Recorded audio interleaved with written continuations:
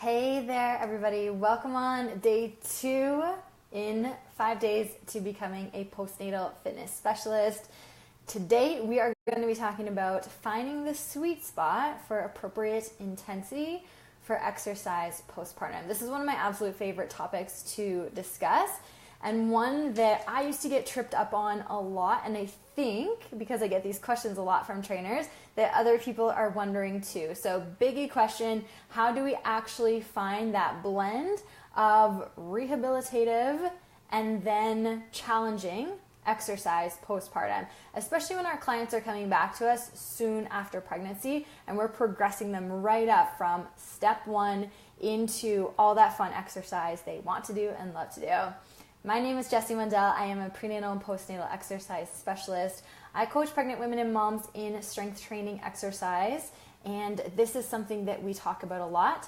And what I want you to know before we get into this is that it is so individual for every body and every person's postpartum experience. There are so many factors that really are going to determine how intense is that sweet spot for someone. Again, the experience of pregnancy, labor, birth, postpartum recovery, the baby itself is going to play into this so much for everybody. So I'm not simply going to stand here today and tell you heart rate should be in this range. RPE should be right here. It just is so different for so many people. So I'm going to give you more so guidelines that you can consider for your individual clients or the class of clients that you are coaching, and use these guidelines to then take into your programming. If you're on live, say hi. Let me know that you're here. I'm just going to get this up on my computer so I can see any questions or comments that you have coming in. So if you do have anything, any questions, any comments as we go through today, definitely let me know. I will be able to see them. All right, let's dive into it. 5 key areas that we are going to cover today. Hey, Melissa. Hey, Elizabeth. 5 key areas that we're going to cover today, those guidelines that I talked about. So here's what I tend to see. Either with clients, I need to rein them back in a little bit. So they want to intensely exercise, maybe a bit too much right off the hop, and I need to rein them back in a little bit, remind them of all the experiences their body has gone through leading up to this point, and all the healing and recovery it's still doing. Or I have clients that are a little bit fearful. They are not just aware of their body and how they're physically functioning and feeling, but they might be a little bit scared of hurting themselves or causing damage to specifically their core and pelvic floor. So that's kind of 2 sides of the spectrum. One side, we need to rein people back in. The other side of the spectrum, we might need to give them a little bit of a push. And really to empower them to know that they could exercise more intensely if they wanted to, and they're going to be okay for it. Okay? All right, awesome. I can see you all popping up here. All right, so let's get into it. Guideline number 1. This is the first thing that we want to be looking at in terms of finding that exercise intensity, and it is hormonal health. So are people functioning well in terms of their hormonal health? Do they have, for example, thyroid conditions that we need to be aware of?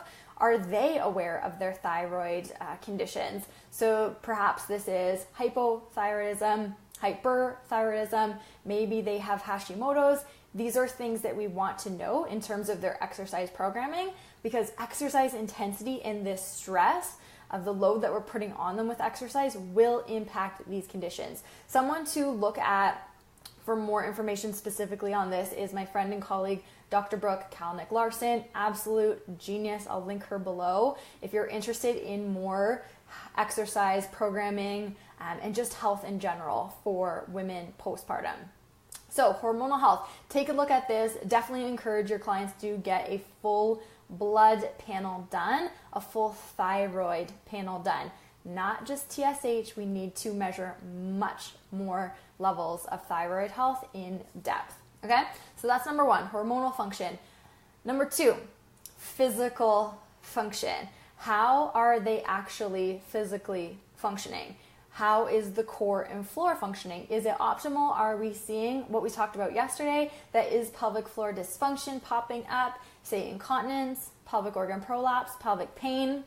We need to be talking about all of those things that absolutely will affect how we are programming their exercise. So physical function, core and pelvic floor health, are they in pain? Are they achy? Are they moving well? Do they feel just stiff and stuck? Things to consider, okay? So number 1, hormonal health. Number 2, their physical function. Number 3, biggie that I think sometimes we leave out of the conversation far too much with postpartum health, and this is mental and emotional health. So, is your client experiencing postpartum depression, postpartum anxiety, post-traumatic stress disorder, which is what I experienced early postpartum after a birth experience that went very differently than what I was expecting? These are considerations that we need to take into account, and then how the exercise program is actually helping or hindering those mental and emotional health factors that they might be experiencing. Other things I talk to my clients a lot about is just their support at home with family, friends. Are they feeling isolated? Are they feeling like they have a good network around them? So these are mental and emotional aspects that we need to consider, and again, how the exercise programming is affecting these experiences that they are having. 4. We're on 4, right? Yes. Okay.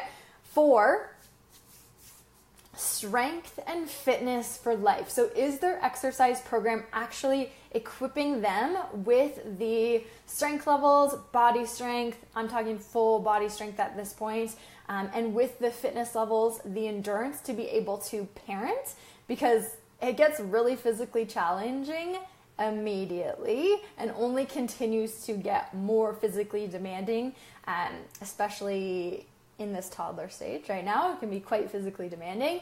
Can they complete those activities well? Do they feel strong enough in their life to be able to do that stuff? Do they feel strong enough to be able to carry the groceries in from the car and the baby on the other side? Do they feel like they can carry the screaming toddler back from the park and push the stroller in the other hand? Personal experience right here. So this is what I think is so important when we are training moms, is that our programs allow us to live their life as easily as possible in terms of the strength and fitness that they are going to need to be able to do so, because the demands and the loads can be heavy on moms. This is why when we see postpartum or training programs designed for moms that are very high reps and very low weights, that is fine, but the program is not going to be effective. It is made up of those reps and sets and loads in its entirety. It just doesn't make sense for what we need to actually live our lives. Make sense? I see your comments coming in. Allison, yeah. Allison is asking, any tips to convince doctors here in Canada that don't want to order expensive tests? My naturopath will do it, but it's costly. Yeah, this is absolutely, it can be such a roadblock for people. I usually will tell people to get it done by a naturopathic doctor, or I tell people to be very clear and honest with their doctors about what they need and what they want for their health. And if possible, if doctor is still saying no, then find another doctor if possible. I know that's difficult. We're in the process of doing that right now. So very clear with your doctor currently about what you want. Bring in some evidence about why you need these tests, which we shouldn't have to do, but sometimes we do have to do it. And then naturopathic doctor can be, of course, a really good route as well. And then see if you do go that naturopathic doctor route, if your insurance will cover some of the costs of those tests. I hope that is helpful. Yes, when doctors are saying that TSH is in normal realm, it's just simply not enough information on thyroid health. Been there, have had that been said to me as well. In pregnancy, for example, it's just not enough information. Okay, let's move on to our 5th and final guideline that I want to talk about, and that is the client's experience of the exercise program. So important to remember. I think I used to do this a lot with my clients, was project my own interest onto them. So I would want them to be exercising in a certain way, and maybe they actually weren't enjoying the program that much. So is the client having fun in the exercise program? Are they looking forward to the workouts? I remember going to some exercise classes in university and dreading it walking in. Like, I mentally had to pump myself up to be able to go into that workout. I don't want my clients to have to feel that way, to be honest. I don't want them to dread working out. I want them to find joy in it. I want that to be a really good experience for them, somewhat of a break from any other mental stress that they might be feeling. So, is the client bored? Are they having fun? Are they dreading it? Talk with the client about their experience of the program so we can keep them coming back and having a really good time doing the workouts. Continue having this conversation as you progress and start to work more and more with the client so you can keep understanding about where it is they actually want to go, so your programming is in line with their interest. You as the coach can make it appropriate, intensity-wise. Absolutely. Sometimes you might have to rein people back in. You can still do this and respect their wishes for the exercise program that you are designing. All right, so these are 5 guidelines that I encourage you to consider if you're designing exercise programs for moms. Hormonal health, their physical function, especially that core and pelvic floor function, their mental and emotional health, their strength and fitness that they need in their daily life, and then the client's experience of the exercise program. Sound good? Just a question here. What are your thoughts on online naturopathic docs? So like I was saying, Dr. Brooke Larson, she does work online with clients. She is the person that I send everyone to. I do not know about other naturopathic docs that work online, so I can't comment too well on that. But Dr. Brooke, she's my fave. Okay, is that everything? So this is finding the sweet spot for appropriate exercise intensity postpartum. Tomorrow, big one that we need to cover tomorrow, something that I feel extremely strongly about. That is 2 essential tips for postpartum nutrition coaching. We're going to talk through some things tomorrow that absolutely need to be said in terms of nutrition coaching for moms, and how we can do this well for them and really reduce and ease their stress about food and bodies. Allison, how do you spell Dr. Brooke's last name? You can look at Larson, she'll come up that way, Larson, and you'll find her. Better by Dr. Brooke is her site.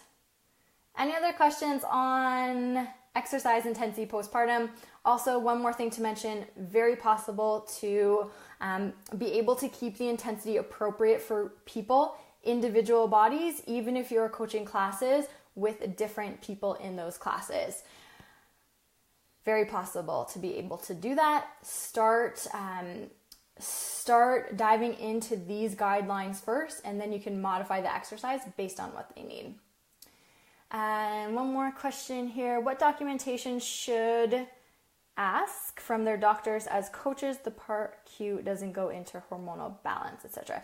Usually what I tell my clients, I just send them a document or information on what thyroid or blood tests that would be helpful or useful in this postpartum stage. And then they would take that information to their doctor and hopefully get the requisition for it. Again, Dr. Brooke has a fantastic article on what thyroid tests you should be getting, if possible, postpartum. We can link that below too. Are we good? Anything else? Okay, I think that's everything. Thank you so much for hopping on again today. Love seeing you all here. Thank you so much for being on live. So fun. Love your questions. Keep them coming. I'll jump into the comments afterwards if you have more. And I'll see you tomorrow for postpartum nutrition coaching.